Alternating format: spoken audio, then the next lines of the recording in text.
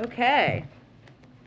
This afternoon, the President will meet with the White House Competition Council to discuss its success thus far in providing concrete cost savings for American families and to discuss plans for further actions in the weeks, months, and years ahead.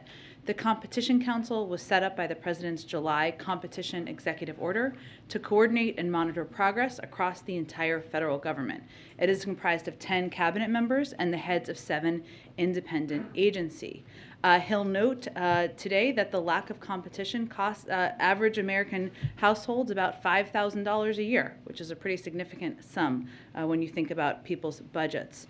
Since the executive order was signed 6 months ago, the Council's members have met every deadline in the President's order. These actions across a broad range of industries will bring real benefits to American families. For example, the FDA has taken action to lower the cost of hearing aids from thousands to hundreds of dollars for the millions of Americans suffering from hearing loss. It's becoming cheaper and easier for Americans to fix the things they already own.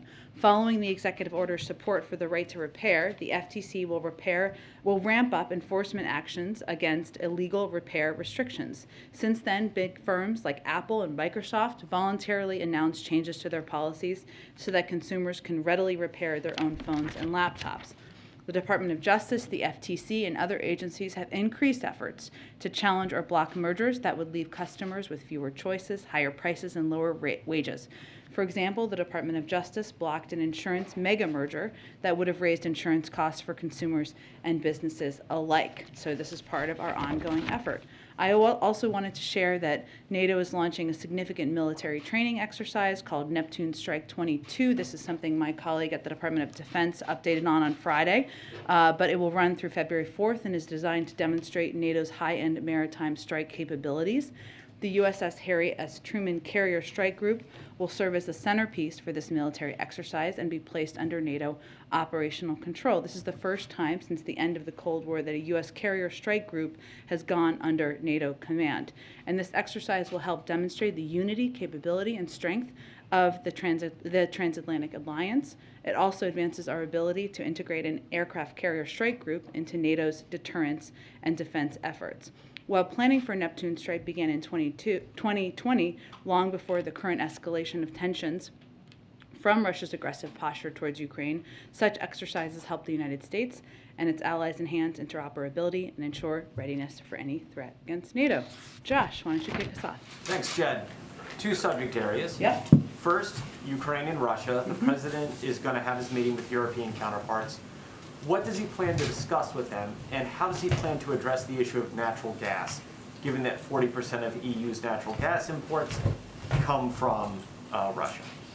Sure. Well, as we put out just a little bit earlier today in guidance, the President will hold a secure video call with European leaders as part of our close consultation and coordination with our transatlantic allies and partners in response to our shared concerns over Russia's military buildup on Ukraine's borders.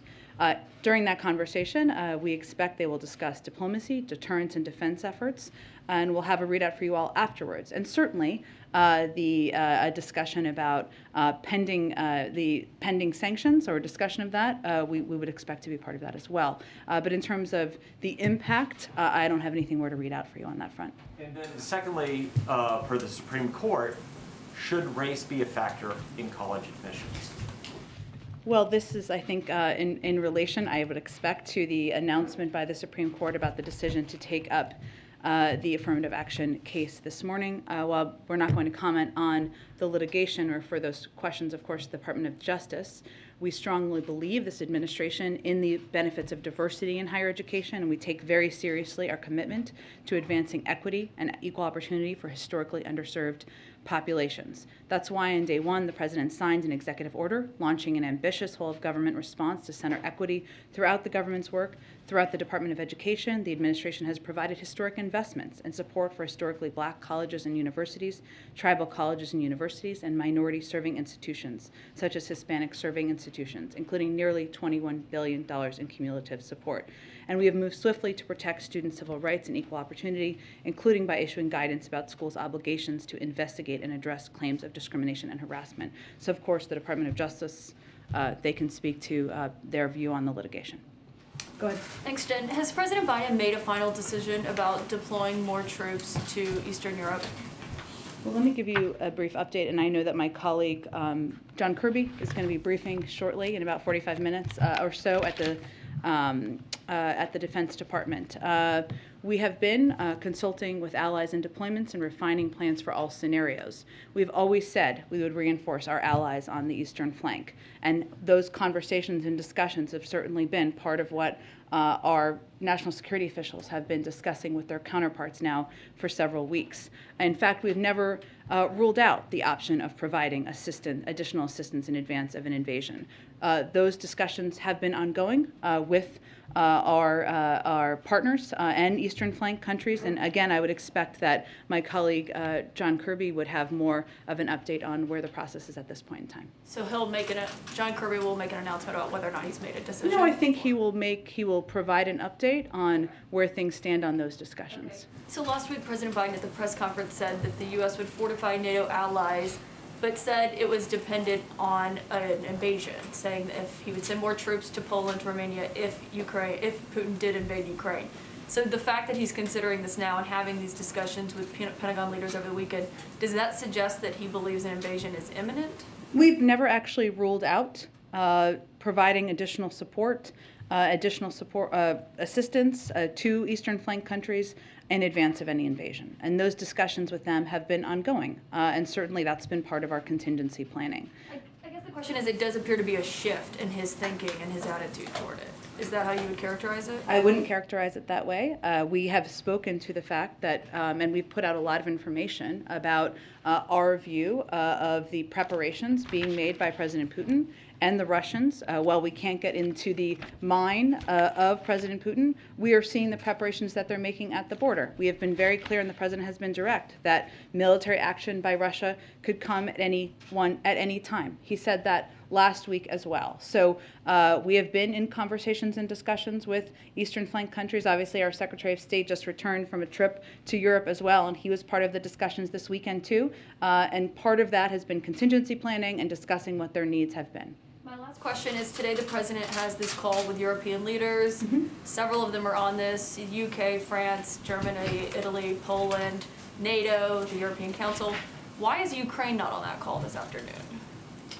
Well, we have a range of conversations with Ukrainians. Obviously, our Secretary of State met with them last week, and they will be a part of many conversations moving forward. As I noted a little bit earlier, part of this is a discussion about deterrence and defense efforts, diplomacy, but certainly they will be a part of many conversations, as they have been from the beginning. Go ahead. So what happened then in the last few days that prompted the Pentagon to present specific potential troop deployments to the President? Or put another way, why now? Well, I wouldn't say we're characterizing it exactly that way. The President has said last week, and we also said that as we've been watching the preparations of President Putin and the Russians, that they were prepared at any moment to take military action. We've also been in ongoing discussions from our Secretary of State to members of our national security team with our Eastern Flank partners about what their needs are and what security concerns they have. So I wouldn't say it's a response to an abrupt moment. It's a part of an ongoing contingency planning process and discussion. After this weekend, is he more or less concerned about the possibility of a Russian invasion of Ukraine? Well, he said last week that military action by Russia could come at any time. That remains his point of view. And there's been clamoring in this town and over in Ukraine for a U.S. ambassador to Ukraine. Where do things stand on appointing somebody? Certainly understand that. I don't have any update on the status at this point in time. The Ukrainian Foreign Ministry said the decision to draw down the U.S. presence in Kyiv at the embassy was, quote, premature and a manifestation of excess caution. Is this potentially the afterglow of what happened in Afghanistan, concern for that, or is something else more specific prompting people to leave? Well, I would say that our State Department regularly reviews and assesses what steps need to be taken for the security of our personnel. I would note that the travel advisory was already at a level 4 since back in October. We've also been closely consulting and keeping Ukrainians abreast. I would say this is more akin to the steps we took in Ethiopia and Kazakhstan than any other country or conflict. One more in Ukraine and then one other quick subject. The House Speaker today has requested a bipartisan all-members briefing on the situation in Ukraine of the White House. Is that something you guys plan to fulfill? We have been in close consultation with members and leadership from the beginning. I don't have any update on this specifically, but that's been our objective and how we have proceeded. So I'm sure we are working to meet the requests and needs of members. And based on some news reports, it looks as if at least Jake Sullivan, maybe others, are talking to senior lawmakers about this on a fairly And we regular have been basis. for weeks. Mm-hmm. On another subject, another violent weekend across the country. There was the shooting in New York. There was a shooting here in D.C. of a police officer. There have been reports of a possible executive actions that the president might be able to take in the realm of police reform or police policy. Where do things stand on that? And when Well, could it be coming soon? May I address this weekend first, and I will come around to your question, but I think you had a few in there, important ones to address. The events of this weekend are a reminder that law enforcement officers head into harm's way every single day. They and their families make an extraordinary sacrifice for their communities. The president is never going to be satisfied or complacent when officers are being gunned down, or when Americans have to worry about whether they can safely ride the subway or bus or even be at work. We've seen a surge in crime. Obviously, this weekend is a glaring example of that, especially gun violence over the last 2 years, and the president has been aggressive in using the tools at our disposal to combat that. That's why he took early action on gun violence last spring, and it's why he rolled out a comprehensive plan to combat crime last summer. He also believes, as many Americans do, that we can and must have a criminal justice system that both protects public safety and upholds our founding ideals of equal treatment under law. That's why he not only has implemented this comprehensive plan to combat crime, but why he is continuing to advocate for reforms to our policing system. He thinks that we can do both, but I don't have an update on any timings for next step on that. Go ahead. Thanks. First, on the markets, does the president think it's a big deal that today the Dow Jones is down at one point more than 1,100 points? Well, to start with, we focus on the trends in the economy, not any one day and any single indicator. Unlike his predecessor, the president does not look at the stock market as a means by which to judge the economy. I would note that the market is up around 15% compared to when President Biden took office. But our measure of success is really how real working families are doing, whether they have a little breathing room, whether they have a job that delivers some dignity and a paycheck that they can support a family on. And we've seen a great deal of progress made on that front. Thank you. On schools in Virginia, 7 districts representing 350,000 students are suing the state. They're hoping to get a strict mask mandate for students that has been rolled back by the new governor reinstated. So who does the president think knows best for students? School board members or parents? Well, the president believes that public health officials have the best guidance on what we can all do to protect ourselves, including teachers, administrators, and students. It's always been up to local school districts to determine how they're going to approach what implementation measures they're going to put in place. But here's what we know from public health officials, who are the experts on a pandemic. Studies show that masks reduce transmissions in school. They are a proven tool that helps keep students and teachers safe from COVID, and they can thus help keep schools open and safe. In short, we know it works, and we need every leader to focus on using the tactics we know work to keep our students safe and our schools open. I know you mentioned Virginia, but in Texas, the state is fighting a critical public health measure to protect our children and keep our schools safely open for Head Start communities. A provision that is requiring masks to keep students and keep communities safe. They're fighting against that. Why is that? I think that has more to do with politics than it does with public health. But right now in Virginia, the law is, now that there's a new governor, but students should not have to wear masks if their parents say that they don't think they need to wear masks. So if a parent wants to send their kid to school with no mask, should that child be allowed to go to school and be in class?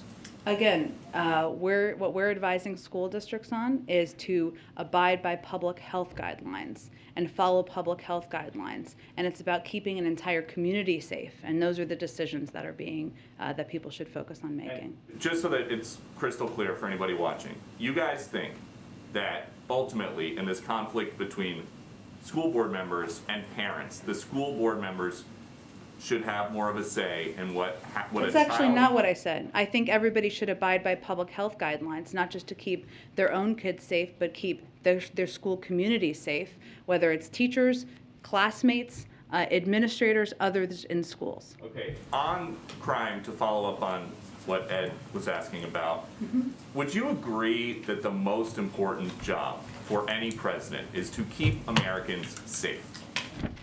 I would agree.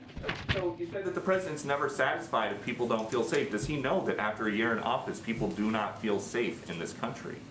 Well, Peter, I think if we look at the facts here, we've seen a surge of crime over the last 2 years. Would you agree with that? So what are you attributing the rise in crime to then? Well, I think we should be responsible in how we're reporting to the public what the roles are, what the reasons for the surge in crime. Gun violence is a huge reason for the surge in crime.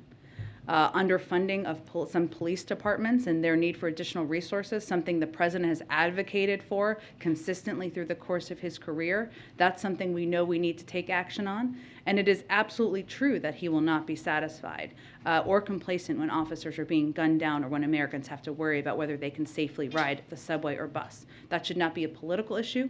He's somebody who has had a long career of many decades of fighting for funding for police departments, for local communities in order to reduce crime. But he's been here in office for more than a year, and the murder rate is nearing a 25-year high. So why don't we see and hear more from the president about this? We hear all the time about things that you guys are doing to fight the pandemic because that is a risk to American people.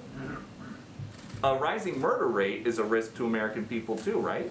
And he has spoken to crime. But I think what people are most focused on, as they should be, are what actions he has taken. He has unveiled a strategy to focus federal law enforcement resources on combating violent crime, offered unprecedented levels of funding through the rescue plan for cities and states to put more cops on the beat and invest in proven community anti-violence programs, something every Republican voted against. The Department of Justice has announced $139 million in grants to cities for community policing, which will put 1,000 more officers on the streets. He's also proposed doubling those grants, and he's called for an additional $750 million for federal law enforcement. He's announced a zero-tolerance policy for gun dealers who willfully sell illegal guns, and we've launched gun trafficking strike forces in New York and cities across the country. Actions are important here, and he has a long record of them. But does the president think that any of that is working?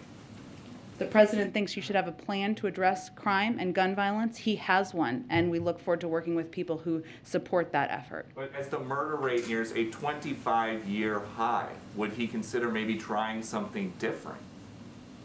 Trying something other than supporting a massive plus-up in funding from his predecessor, cracking down on gun trafficking and gun violence, which is a major driver of the violence we've seen across the country, working to support community policing programs and police departments across the country. I think most people who want to fight crime would agree that's the right approach. Go ahead. Go ahead, Justin. Thanks, Jen. I know Kirby's briefing later, but Sure. just to put a finer point Yeah. on it, do you have any information about how many troops are under consideration, what the time frame for the president's decision are, sort of the logistical details of a possible deployment? I don't have any more details from here other than to convey that we're in close consultation with Eastern Flank countries about their security needs. And again, we've always said we would support them. We've never said that an invasion would be a prerequisite for that. Do you expect the written response that you're putting together to include any requests or demands from the U.S. side, including, a time frame for President Putin to start drawing down troops from Ukraine's border? I don't have anything to preview in terms of what a written proposal would be. I would just note, because we've talked about this a bit, that written proposals have been the basis of basically every agreement we've ever had with the Russians and many countries around the world. They're a standard part of diplomacy, and they're a format for providing conveying areas where you have concern, and also outlining areas where you can work together. But I don't have anything to preview on what that would look like. We didn't have a chance last week to talk about one part of the president's press conference where he said he'd like to be in a position to say that China is meeting its commitments and therefore be able to lift some of the tariffs. I'm wondering, when he said that, did he mean making good on the phase 1 commitments that have already been out there? I know China's not meeting those, or does he mean additional commitments that you'd be asking for from China? I think he meant he's looking forward to getting some recommendations through the review process that's ongoing. And then one last one. There was an FBI raid last week on Representative Cuellar, reportedly over his ties to Azerbaijani oil executives. I know you're not going to comment on an ongoing investigation, but do you think that the congressman should step away from his committee assignments or congressional work while this investigation is on? I'm just not going to have any comment on this at this point. Go ahead. A couple more on Ukraine, Jen. There's a proposal that's floating in the Duma that would ask Vladimir Putin to recognize the Donetsk and Luhansk regions of Ukraine as independent. If Putin does that, would you regard that as an escalation? I have not spoken with our national security team about that. You know our view on the sovereignty of Ukraine, and you know, I don't have any other comment on it though at this point in time. Okay. Under what circumstances would we evacuate American citizens and diplomats from Ukraine, and can that be done without the U.S. military? Well, I think the reason that the State Department issued the guidance they did, which again is a standard process that the State Department does regularly with a range of countries where we have security concerns, was to make very clear that American citizens, our recommendation is that U.S. citizens currently in Ukraine consider departing now using commercial or other privately available transportation options, use the online form in our updated travel advisory to tell us their plans so they can best conduct our ongoing contingency planning, and register in STEP to ensure they receive alerts and guidance from the State Department. There is not an intention for there to be a departure or an evacuation along those lines. So we are conveying to American citizens they should leave now. Okay. And in fact, that there's not precedent beyond Afghanistan for that to be how it operates. Got it. And then just more broadly, for years, NATO members have fallen short of their defense spending commitments. Last year, more than 60% of the alliance's 30 members, including half of the Bucharest 9 that are right near Russia there, failed to meet that, their 2% GDP spending commitment. If Europeans aren't willing to expend blood and treasure on their self-defense, why should Americans be expected to do so?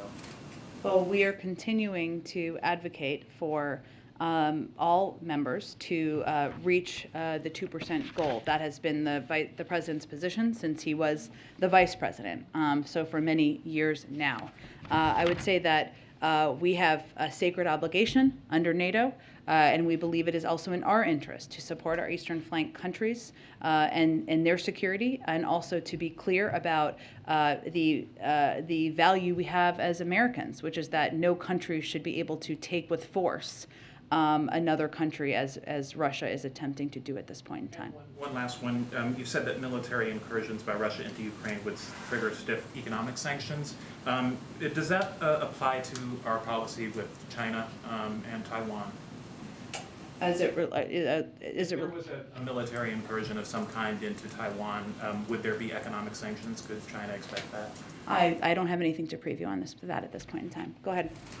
Thanks, Jen. So at the press conference last week, the president spoke a lot about Build Back Better and his thoughts about sort of where the sweet spot might be to save as much of that as he can.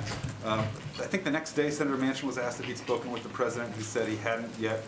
Has there been any direct conversation between the president and Senator Manchin since last week? We're just not going to speak to or confirm any conversations the president has with members of the Senate moving forward. Can you broadly give us a sense when those conversations will sort of ramp up in earnest? The president's been in touch with a range of senators. We're just not going to outline those or confirm those specifically. On putting that together and getting it through the Senate with 50 votes, is State of the Union more or less the soft deadline, or is this something that may well extend beyond that? We haven't set a deadline. I think what our objective is and what the president's objective is to move forward on an effort in Congress and the Senate to lower costs for the American people, do that without raising the deficit, pay for it, make sure we're easing the burden that families have across the country. We need 50 votes to do that, but we have not set a deadline. Can I just ask you one other thing about infrastructure? You may have seen our story and reporting elsewhere about Republican lawmakers who opposed the bipartisan infrastructure law out in the states over the recess, touting the benefits, taking credit in some cases for doing that. And I know that this is a big pillar of the Democrats. 22 midterm argument and the president's case for a successful first year. He's touted the bipartisan nature of this. Is he going to take issue with any of the Republicans who are out there? I mean, is he going to call them out for saying that, you know, they should get credit for something that they opposed, or is he going to let that slide? Well, I would say we welcome a number of Republicans who voted against the infrastructure bill coming around to recognize the impact on their communities. We've seen this playbook before, so perhaps it shouldn't come as a surprise. And I don't think I can stand up here and rule out what the president is or isn't going to call out moving forward. Go ahead. Hey, Jen. The president spoke last week about Russia's historic concerns about loss of empire and encirclement. So my question is, if we're sending some thousands of U.S. troops to the Baltics or the eastern flank, is there a chance that that will increase the risk of war rather than reducing it? Well, we've had troops in the eastern flank countries for decades. Right, but it sounds like what's being discussed is sending more right now at a time of real tension. And we have a sacred obligation to support the security of our eastern flank countries. I think it's important to remember who the aggressor is here. It is not the United States. It is not these eastern flank countries. It is Russia, who has tens of thousands of troops on the border of Ukraine. They have the power to de-escalate. We would certainly welcome that. And I know both you and the president spoke about little green men, infiltrators into the country. Now that the British have put out intelligence of a possible coup planned by Moscow in Ukraine, how would the U.S. respond if that happened? Would that trigger these same sanctions that we're talking about here? Well, I'm not going to get into intelligence matters, of course. We've been warning about Russian tactics like this for weeks. Reports of this kind of plotting are deeply concerning. If acted upon, would constitute a severe escalation, and certainly there would be consequences. And then just one more on the SCAD. I know we've all been anticipating the president's going to hit the road. Is the reason there's nothing on the public schedule these tensions involving Ukraine, or another reason? I expect we will have some travel very, very soon. We're just looking to finalize the details. Go ahead, Kimberly. Thanks. Couple of questions. First, a quick housekeeping question. Sure. Can you confirm the Qatari Emir will be coming to the White House at the end of the month, and if the discussions will center around energy supply to Europe? I know there's been discussion of that. I don't have final confirmation of it. I will work to see if we can get that to you after the briefing. Okay, perfect. And then, as the administration weighs reinstating the terrorist designation on the Houthis, is the president concerned this could block humanitarian aid? And why would the president consider this if millions are at risk of losing assistance given his policy of upholding human rights? Well, let me first say that we call on all parties to the conflict to de-escalate, abide by their obligations under international humanitarian law to ensure the protection of all civilians, and participate fully in an inclusive UN-led peace process. All parties must commit to a peaceful diplomatic solution to ending the conflict and advance a durable resolution that improves the lives of Yemenis and allows them to collectively determine their own future. There have been dangerous escalations in days, which is of course why you were asking. These escalations only exacerbate a dire humanitarian crisis and the suffering of the Yemeni people. We are deeply concerned by these reports, and we are continuing to engage at a diplomatic level. And our special envoy, Lender King, reaffirmed our unwavering commitment. He has been recently on the ground pressing parties for de-escalation and protection for civilian lives. And then quickly, a UK court is now allowing Julian Assange to appeal his extradition to the United States. The Justice Department, as you know, isn't commenting. But what about the president? He says press freedom is critical for democracy, so why is he continuing to pursue this case? Is the reason that he's pursuing this Trump-era case because Julian Assange embarrassed the Democratic Party in 2016? Again, this is under the purview of the Department of Justice, so I don't have any comment from here. Go ahead. Thank you. On the Palin New York Times case, I know you can't maybe speak specifically to the case, but does the White House have any concerns about threats to press freedoms, press access, to the limits of the First Amendment protection? I obviously can't speak to the case, so I appreciate you saying that at the top. I will say that I think the president has shown that he respects the value of the freedom of the press. He obviously took a step earlier this year to ensure there couldn't be a replication of actions that had been taken over prior administrations as it related to journalists. So I think that speaks to his commitment, but I don't have any more comment on the case. And then following off of Ed, I know you guys have forecasted potentially policing reform, executive action. Some civil rights advocates also want to see additional voting rights executive actions. Is there anything, any details or any timeline for what you think the President, the White House may do there, considering that it's stalled in Congress? Well, the president is going to keep fighting till his last breath, as you've heard him say, on voting rights, because he thinks it's so vitally important. We did do an executive order early on in the administration, which was quite extensive and comprehensive, that is still being implemented. In terms of additional executive orders that would be possible, that we have the authority to do, I don't have anything to predict along those lines, but we are going to continue to fight to get federal legislation passed. We are going to continue to work with states to ensure that there is proper protections and there is, of course, more work ahead. Go ahead. Yes, there are currently at least 150 American military advisors in Ukraine, including members of the Florida National Guard. Are those soldiers going to remain in Ukraine? Are there contingency plans if hostilities break out to remove them? What's their disposition? I would point you to the Department of Defense to ask them that question. My colleague mentioned Afghanistan, and one of the things that you hear among Russian propaganda in Ukraine is that the United States is an unreliable ally, that it's using Ukraine as a pawn, and they point to the U.S. withdrawal from Afghanistan as evidence that the United States cannot be counted on. How does the United States respond to that, and has the Afghanistan withdrawal complicated diplomacy in this regard?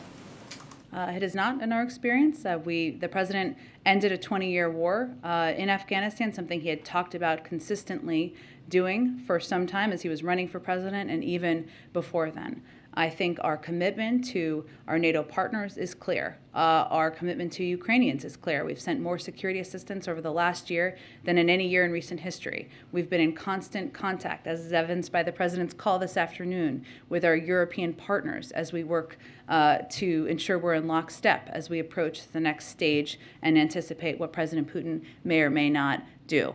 So what I would say to that is that sounds like the old Russian propaganda playbook, something we've talked about in the past, and I'd encourage anyone to be mindful of that. And then finally, there's negotiations going on in Congress for Russian sanctions if they do take military action against Ukraine. Does the United States support Congress acting, and are they involved in these negotiations? We are regularly updating and briefing leaders in Congress and about what steps are under consideration, what the status is of things we're seeing on the ground. Obviously, we've talked about a lot of this publicly as well. And we've also been clear that we have a severe sanctions package of economic options that is under consideration should they decide to invade. We also recently sanctioned a couple of individuals for their engagement as well. But I don't have anything in terms of these specific steps under consideration. We have our own severe steps that we are considering here, and we're keeping Congress abreast of that. Does it help to have Congress involved?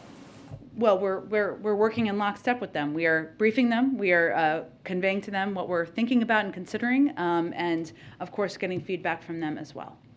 Go ahead. I recognize that the White House has said that they have, very severe sanctions that are prepared if Russia invades. Is there any thought to enacting sanctions before Russia invades as a form of deterrence, or is that under consideration? Well, we did announce a couple of sets of sanctions from the Treasury Department last week in response to the involvement of a few individuals. We've also plussed up our security assistance packages that we've been delivering to the Ukrainians, including recent deliveries over the last couple of days. And obviously, as we were talking about earlier in this briefing, there's been discussions about how we can support the security of Eastern flank countries. But also, we are mindful of what we think is the most effective deterrent, and the severe economic sanctions package, something that would be go far beyond what was done and what was on the table in 2014, including the consideration of imposing unprecedented export control measures that would hit hard at President Putin's ambitions, are part of the discussion, and our assessment is that is most effective as a deterrent tool and not as one we would do in advance. Okay, so you're saying the threat of the sanctions is the most effective deterrent? Correct. Tool.